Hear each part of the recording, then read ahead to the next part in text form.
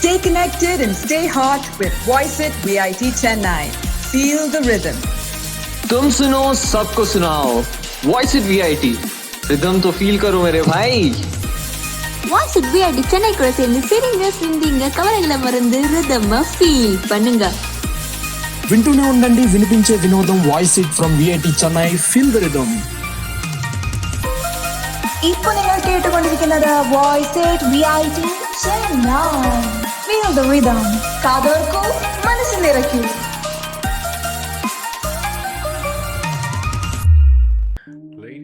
Hey guys, you're on Voice It, VIT Chennai's official radio show.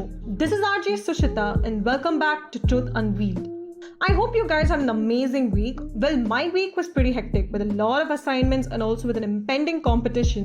I've been sleep deprived. Now imagine in the sleep deprived stage, I opened my front door to find a letter like any other, and the minute I pick it up, I wonder, is it from a friend, a relative, or is it some sort of business note? Well, these are the thoughts that usually cross our minds, but this letter, regardless of its deceiving appearance, is quite dangerous on its own. Why? Because this letter is a written confession by a killer himself. This is exactly what happened one morning during July in the year 1969 at the office of the San Francisco Examiner. The letter contained a chilling coded message that would bring dread to anyone who reads it. It said, I like killing people because it's so much fun. Well, guys, I hope with my intro, most of you would have guessed today's killer of the day, Zodiac the serial killer. Unlike other murderers, Zodiac became a celebrity. He was feared but also granted the wish of fame. He thrived on from the publicity and continued writing confessions or even warnings for his crimes. I like killing people because it's so much fun. This was the message conveyed through his first mail by Zodiac, who terrorized North California in the late 1960s to the early 1970s with a combination of grisly murders and bizarre public notes brimming with horrific threats, demented demands, and mysterious ciphers teasing his identity. While officially connected to 5 murders and 2 attempted murders, Zodiac hinted that he had killed at least 37 victims. After taunting the police and the public with nearly 24 communiques, he seemed to have vanished in the late 1970s. Now, let us start a timeline to all the maybe and the confirmed Zodiac killings.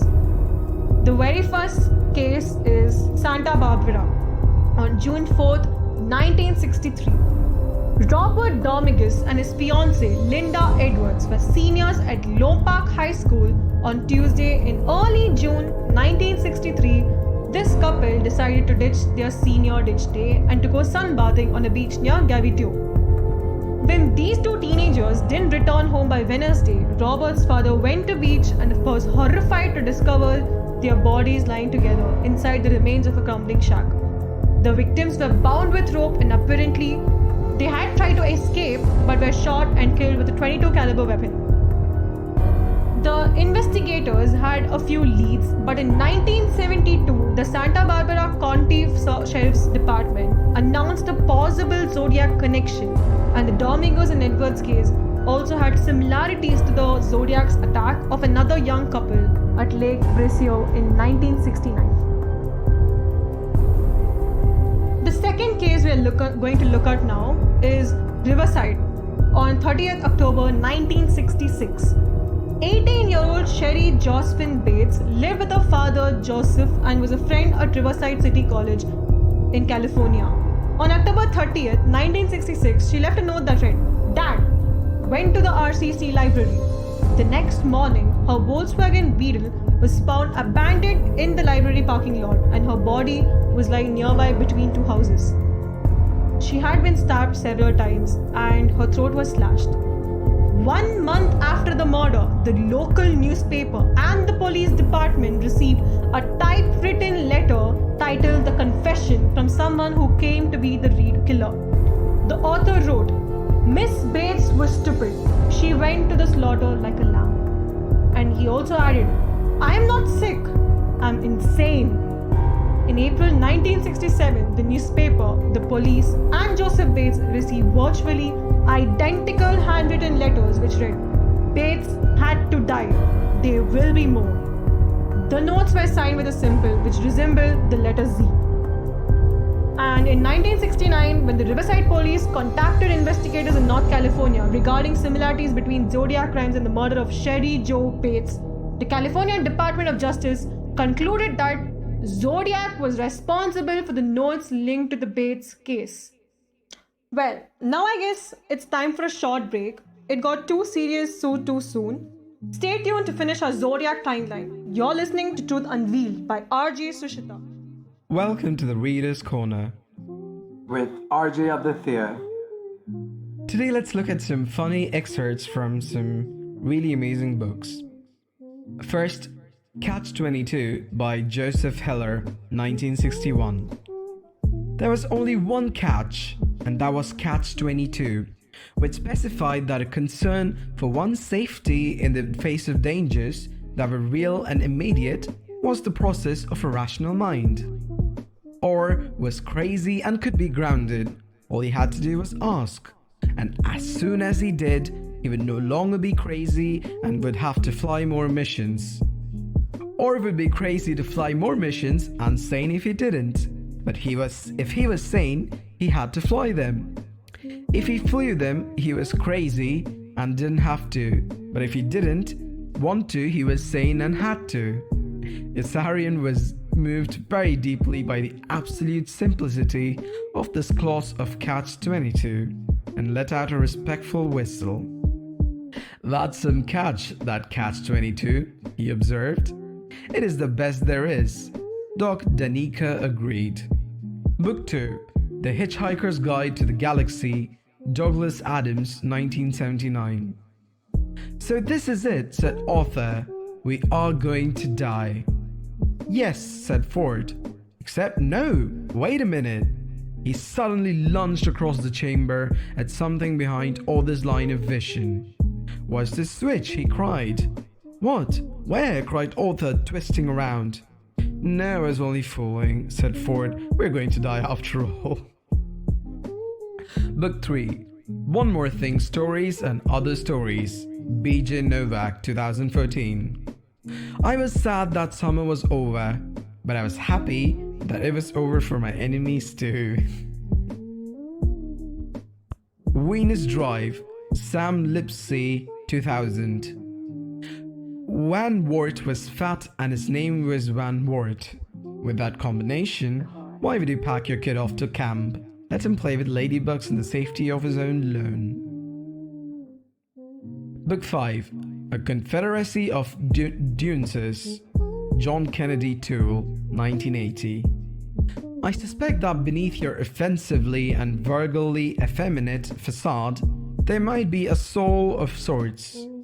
Have you read widely in the book Boethimus? Who? Oh heavens no, I never ever read newspapers." "Then you must begin a reading program immediately so that you may understand the crisis of our age." Ignatius said solemnly. "Begin with the late Romans, including Boethius, of course. Then you should dip rather extensively into early medieval. You may skip the Renaissance and the Enlightenment. That's mostly dangerous propaganda. Now that I think of it, you'd better skip the Romantics and the Victorians too. For the contemporary period, you should study some selected comic books. You're fantastic. I recommend Batman especially, for he tends to transcend the abysmal society in which he's found himself. His morality is rather rigid also. I rather respect Batman. So yeah, comic books are the way to go."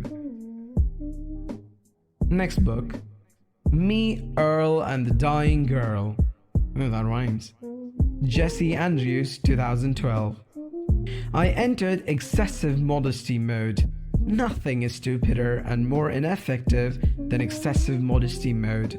It is a mode in which you show that you're modest by arguing with someone who is trying to compliment you. Essentially, you're going out of your way to try and convince someone that you're a jerk." Another book, A supposedly fun thing I'll never do. David Foster Wallace, 1997. I think the world divides neatly into those who are excited by the managed introduction of terror and those who are not.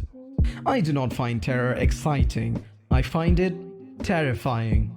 One of my basic goals is to subject my nervous system to do as little terror as possible.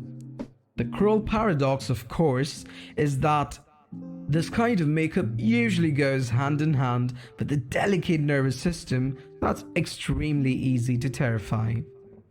Thank you, that's all for today. Welcome back to Truth Unveiled by RJ Sushitha. Next on our case timeline is the Vallejo case on 4th July 1969. 22-year-old Darlene Ferrin was a wife, mother and a popular waitress at a Vallejo restaurant.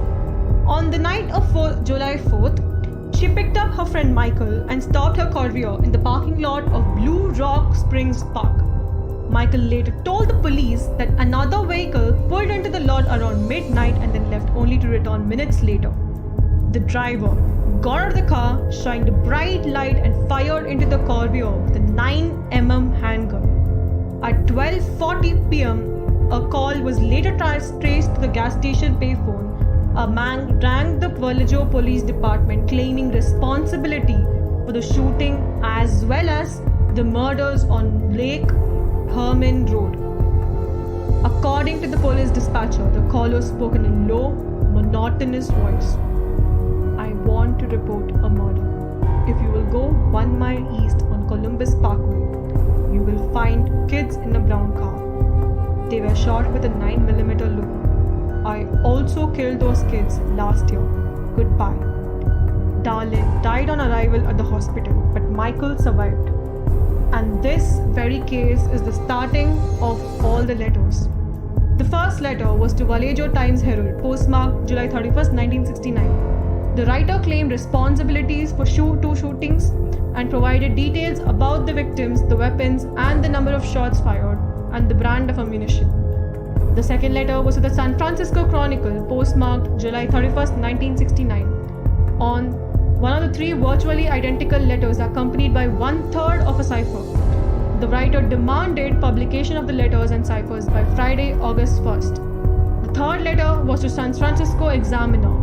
The writer threatened to kill again if the newspaper did not publish the cipher, which included the words, I like killing people because it's so much fun. And the fourth letter is a 3-page letter received by the Examiner on August 4, 1969, sent in response to police asking for information to prove the writer actually committed the murders. This was the first use of the name the Zodiac.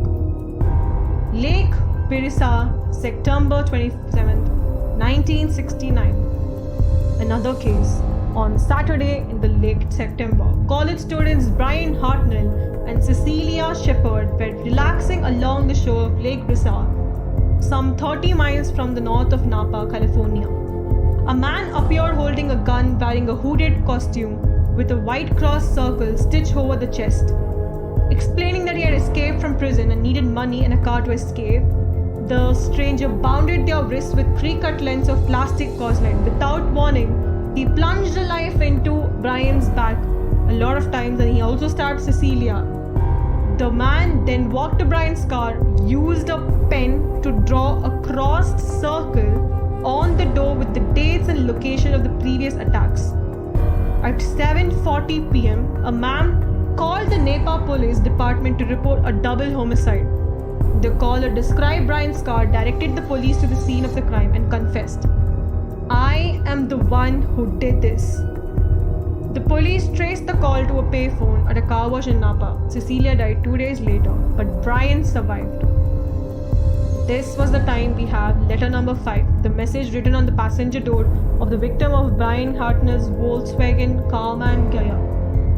Then you have the case of San Francisco on October 11, 1969. Paul Stein, a 28-year-old student husband, worked as a cab driver in San Francisco. That night, Stein picked up a fare headed for a destination in the upscale Presidio Heights neighborhood.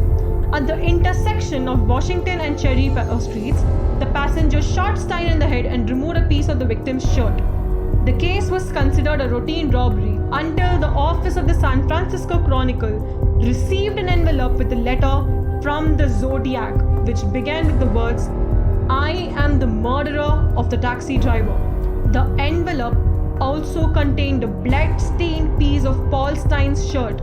The Zodiac denied he left fingerprints and claimed the police sketch was inaccurate because he had worn a disguise. So here is when we have letter number 6 to the Chronicle. The writer mocked police for failing to catch him and threatened to shoot children on the school bus. This envelope also contained a piece of the blood-stained shirt belonging to the victim, Paul Stein. And then you have envelope number 7 to the Chronicle, again postmarked on November 8, 1969, containing another piece of the cab driver's shirt, a humorous greeting card, and another cipher consisting of 340 symbols. The writer added, "This July, August, September, October is equal to 7, a possible reference to more unidentified victims." And then you have letter number 8. 7-page letter to the Chronicle, postmarked on November 9, 1969, the longest message from the Zodiac claiming that the police stopped him near a crime scene but let him go. Zodiac also included a bomb recipe and a diagram of the explosive. And the 9th letter, addressed to the famous attorney Melvin Belly, postmarked December 20th, 1969. The writer feared he would kill again and asked Belly to intercede. The letter ended, "Please help me. I cannot remain in control for much longer." Well, on this shocking note, let's take a short break before moving on to our third and final segment. You're listening to Truth Unveiled by RJ Sushitha. Have you ever wondered what would happen if the Doomslayer met Thanos? Who the real strongest Avenger is? Can Batman really beat anyone with enough prep time? If you put Gohan and Superboy in a room, who'd win that arm wrestle? Who watches the Watchmen? Even if you haven't, that's okay. I'm here to wonder for you. Watch, or rather, listen, as I pit character against character, analyze their strengths and weaknesses, their weapons and their tools, their raison d'etre, their modus operandi, whether their mom's name is Martha or not. And I'll find out who wins in a fight. Tune in every Wednesday at 7:30 to catch me, Junaid, hosting High Noon Showdown. Now draw. Welcome back to our third and final segment. You're listening to Truth Unveiled by RJ Sushitha. So in Modesto area, 1970, on Sunday in late March, 22-year-old Kathleen Jones packed her infant daughter into a station wagon and left for California to visit her sick mother. As she traveled on Highway 132 near Modesto, another vehicle pulled alongside the station wagon and the driver appeared to signal that Kathleen should maybe pull over. On the side of the road, the driver explained that the back wheel of her wagon was loose and he promised to fix it, but instead he loosened it and made it worse. The man then offered to drive Kathleen to a gas station, but as she climbed into his car, she discovered he appeared to have different plans. She claimed he had also made vile threats to harm a child, and eventually Kathleen grabbed her daughter and jumped from the car. A passing driver took Kathleen to a nearby police station where she identified the stranger from a police sketch of the Zodiac. Months later, a Zodiac letter mentioned a rather interesting ride with the woman and her baby. So here we have the 10th letter, the letter to the Chronicle, postmarked on April 20th, 1970, which included a 13-symbol cipher and a diagram of the bomb designed to kill the children on a school bus. And then you have the 11th letter, a greeting card to the Chronicle, where the Zodiac demanded the publication of his bomb threats and insisted that people of San Francisco Bay wear Zodiac buttons featuring his chosen symbol, the cross circle. And on the 12th letter, it contained a map of the San Francisco Bay area with a cross circle on the peak of Mount Diablo and a code location to the Zodiac's bomb. The writer claimed he had killed again.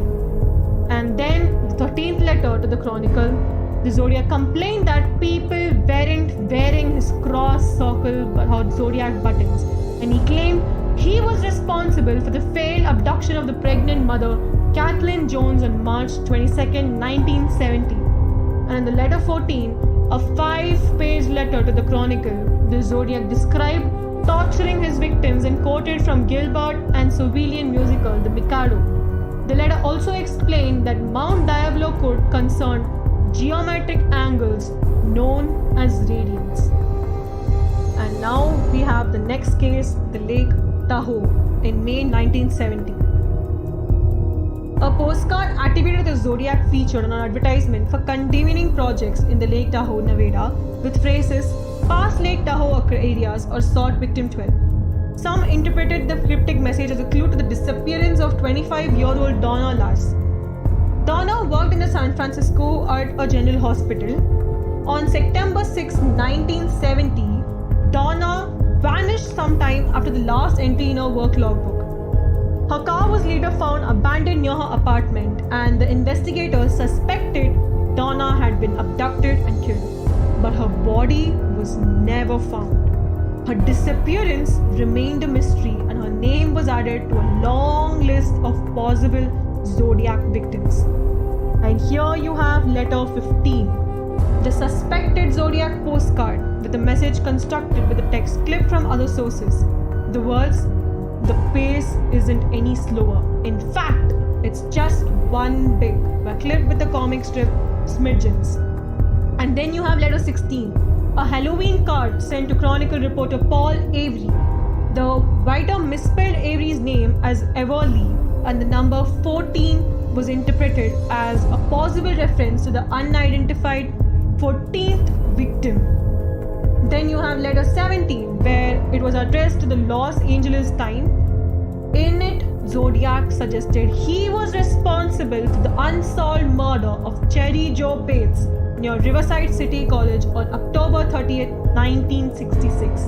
And then you have letter 18, the postcard to Chronicle reporter Paul Avery. The writer once again misspelled Avery's word named as Everly, and the phrase "sought victim 12" was interpreted as a reference to the Donna Lass disappearance in Lake Tahoe, Nevada. Then you have the case of Albany. The search for new leads in the Zodiac case led investigators across the states to Albany, New York. The office of Albany Times Union newspaper received an envelope postmarked on August 1st, 1973 with a crossed circle drawn in the corner instead of a return address. The letter read, "You are wrong. I am not dead or in the hospital. I am alive and well, and I am going to start killing again. Below is the name and the location of my next victim. But you had better hurry because I am going to kill her." On August 10th at 5 p.m. when the shift changed. Albany is a nice town. Below the message, the writer included 3 rows of symbols, and according to an FBI bureau cryptologist, deciphered the coded message to read, "Albany Medical Center, this is the only the beginning." The investigators were unable to identify any murders that could explain the vague reference to a victim on August 10th. And due to the lack of significant characteristics in the Albany message, it could possibly not be eliminated based on limited analysis.